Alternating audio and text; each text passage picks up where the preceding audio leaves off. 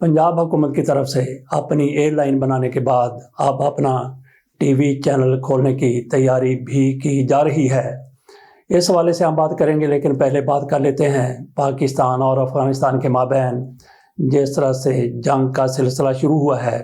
अब तालिबान की तरफ से जिस तरह उन्होंने दावा किया था कि हमने पाकिस्तान की कई चौकियों पर कब्ज़ा कर लिया, 12 फौजियों को मार दिया और कई को गिरफ्तार कर लिया और हमारी फ़ौजें आगे बढ़ रही हैं, ये ज़बीहुल्लाह मुजाहिद की तरफ से दावा किया गया था। और इसके जवाब में पाकिस्तान की तरफ से जो कुछ अफ़गानिस्तान के साथ कर दिया गया वो भी अपनी मिसाल आप है।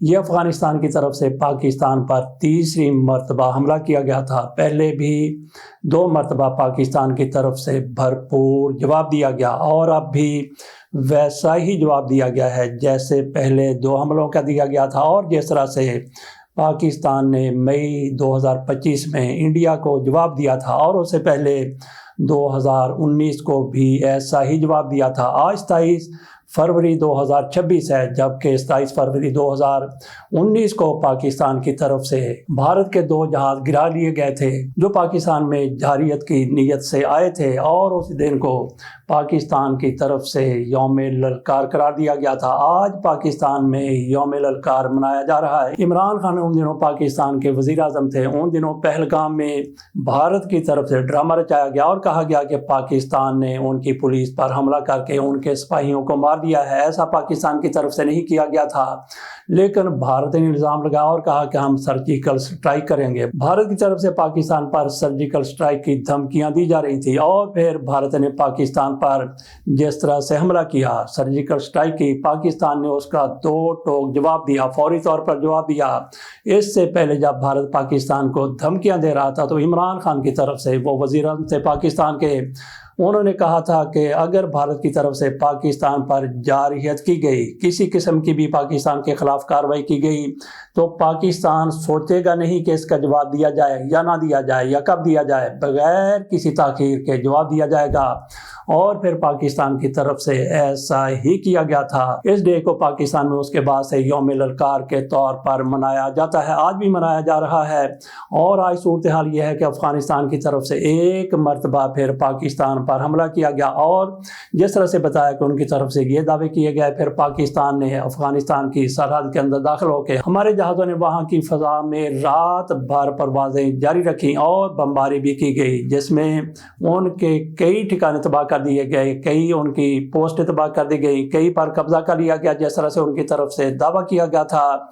इसी तरह से उनके कई कोर हेडक्वार्टर भी उड़ा कर रख दिए गए, कई ब्रिगेड हेडक्वार्टर उनके उड़ा कर रख दिए गए।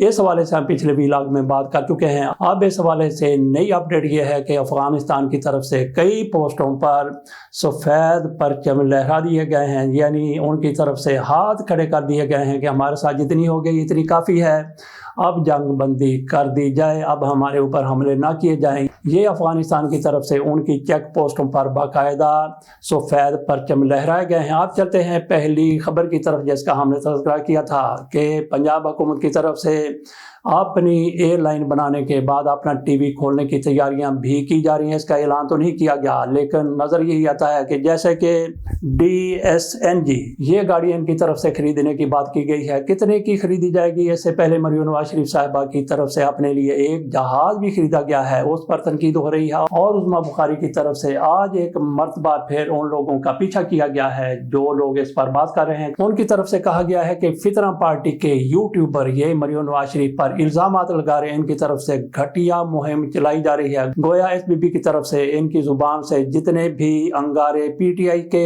लीडरों के खिलाफ, इमरान खान के खिलाफ, इस तरह से उनके यूट्यूबर के खिलाफ बरसाए जा सकते थे, उनकी तरफ से ऐसे बरसाए गए हैं। और कल ये हुआ था कि सूबाई असम्बली के इजलास था, वहाँ पे जो अपोजिशन है, जितनी भी अपोजिशन है, नन्ही मुन्नी अपोजिशन है या फिर कंप्रोमाइज़ हो चुकी अपोजिशन है, उसमें फिर भी चंद एक लोग मौजूद हैं। उनकी तरफ से वहाँ पे कागजी जहाज फेंके गए, कागजी जहाज उड़ाए गए और अपने माइक के साथ भी उन लोगों की तरफ से कागजी जहाज ही लगाकर एहतजाज किया गया। मरियम नवाज शरीफ साहिबा की तरफ से जिस तरह से उनका दावा है कि 11 अरब रुपए का जहाज खरीदा गया है, जब ये सारी सूरत हाल सामने आई, जब ये सारी तफसीलात सामने आई, तो इनकी तरफ से कहा गया वो तो पंजाब एयरलाइन के लिए खरीदा गया है। बहरहाल हम बात कर रहे थे कि अब इनकी तरफ से पंजाब हुकूमत की तरफ से गैर एलानिया तौर पर तैयारियां की जा रही हैं अपना टीवी चैनल खोलने की। मियां नवाज शरीफ साहब हुकूमत में हुआ करते थे, वज़ीर आला पंजाब थे, तो उन्होंने बेनज़ीर भुट्टो की हुकूमत थी मरकज़ में, मियां नवाज शरीफ साहब की तरफ से पंजाब बैंक खोल लिया गया था। उनको शायद अकाउंट खोलने का कोई मसला था या जो भी था, उस मौके पर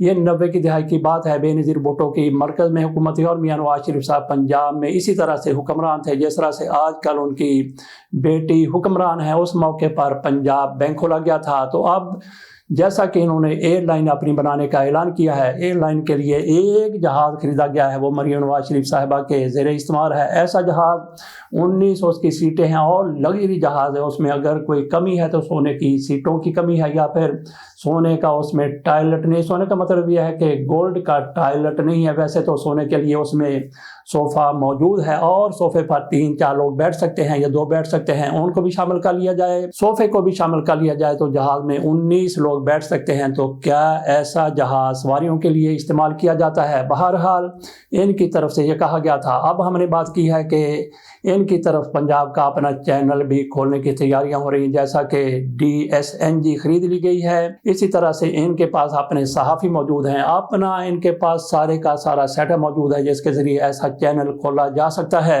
जनरल बाजवा साहब के हवाले से बात कर लेते हैं। जनरल बाजवा साहब जिस तरह से घर में अपने बाथरूम में गिर गए थे, उस हवाले से कई किस्म की अफवाहें भी सामने आती रही। कुछ लोगों की तरफ से कहा गया कि वो कौमे में चले गए हैं और हमेशा के लिए वो बोलने से बात करने से कासर हो गए हैं, लेकिन चंद रोज के बाद ये सूरत हाल सामने आई। ये वाकया 10-11 फरवरी का है और इसके 2 रोज के बाद ये भी सूरत हाल सामने आई थी।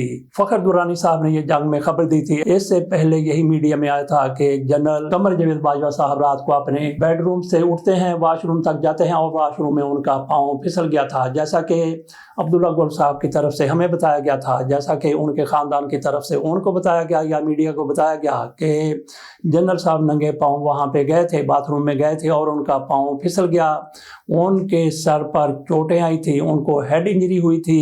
1-2 रोज के बाद ये खबरें सामने आई कि जनरल बाजवा साहब गिरे जरूर हैं लेकिन उनका पाँव नहीं फिसला था, बल्कि उनका जो पीस मेकर लगाया गया था, शायद उनके जिस्म के बाहर है पीस मेकर, वो दिल की धड़कन को बरकरार रखता है। सुना ये गया था कि वो बंद हो गया था। ये फखर दुरानी जंग के हैं, उनकी तरफ से ये खबर दी गई थी कि जैसे ही वो बंद होता है जनरल बाजवा साहब बेहोश होकर गिर जाते हैं, उनके सर पर चोटें आती हैं, उनका सर फ्रैक्चर हो जाता है। यूं समझ लीजिए कि उनको कई जगह पर फ्रैक्चर हुआ है, उनका सर चटक गया। जिस तरह से कहा गया है कि वो कोमे में थे, बहरहाल कोमे में तो शुरू में वो नहीं थे लेकिन वो बेहोश ही थे, उनको होश आ गया और फिर बताया गया कि अब वो अपने अजीजों को, रिश्तेदारों को जो वहाँ पे उनको मिलने के लिए जाते हैं उनको पहचानने लग गए हैं। ये बाकायदा इनके ख़ानदान की तरफ से कहा गया, गोया पहले अपने ख़ानदान वालों को वो नहीं पहचान रहे थे। तो इससे अंदाज़ा किया जा सकता है कि उनकी सूरत हाल उस वक्त भी बेहतर नहीं थी।